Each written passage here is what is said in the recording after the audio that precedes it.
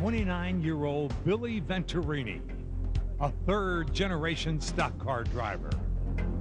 For the past 3 years, he's been driving on the ARCA circuit. It's February 12th at Daytona, the opening ARCA race of the year.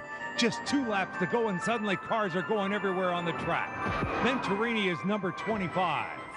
He saw other cars turning over.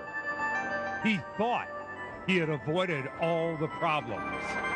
Then he got hit from behind. He went into a spin, hit the wall. As others went out of control, Venturini was watching everything. 2 cars in front of me, which was I think the 9 and the 60, so ended up getting together.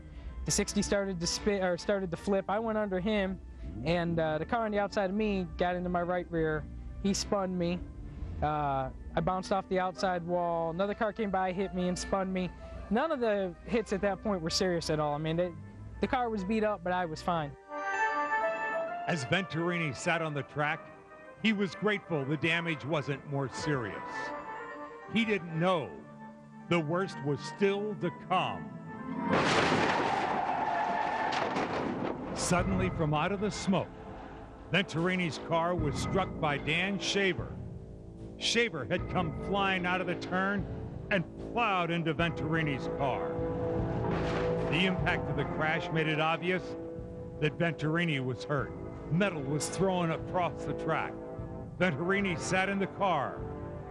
He made no attempt to escape the carnage. He made no attempt because he could feel nothing. I couldn't move out of the car for a second because for about 20 seconds there I had lost motion in my arms and hands. That's probably the only scary part of the whole wreck was I went to go move and my hands were laying in my lap and they wouldn't move. And I remember thinking, oh, that's not good, car's on fire and I can't move. I started getting some feeling, felt like some pins and needles in my fingers and hands. I was able to feel my belts. I took my belts off and I climbed out. He eventually got out of the car, despite having suffered a broken neck. His racing career was in jeopardy. 16 years ago, his father, Billy Venturini Sr., had been driving in his first Winston Cup race in Michigan when he also suffered a broken neck in a horrendous crash. Dad knew exactly what his son was going through. I was an emotional basket case with Billy.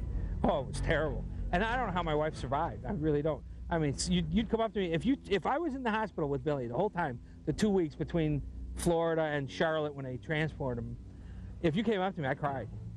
Yeah, I couldn't handle it. It was unbelievable. Emotionally, I was a basket case. The injury has brought the entire Venturini family closer together. They've always had the common bond, of course, of racing. But Billy knew that once he was recovered, he wanted to get back behind the wheel of his race car. Last week in Kentucky, after 4.5 months of waiting, Billy Venturini returned to the driver's seat.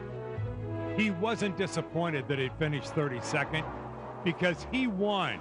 He won by being back on the racetrack. When you have a, kind of something that serious happen where it could have been life-ending or life-threatening, it sometimes maybe put a couple things in priority, and I'm definitely going to take a little time for myself. Still, racing's my #1 priority, but there are other ones now. It's not just my only priority. Billy Venturini survived a horrendous crash in Daytona, a crash that gave him a greater appreciation of being behind the wheel of his car, pursuing an ARCA championship.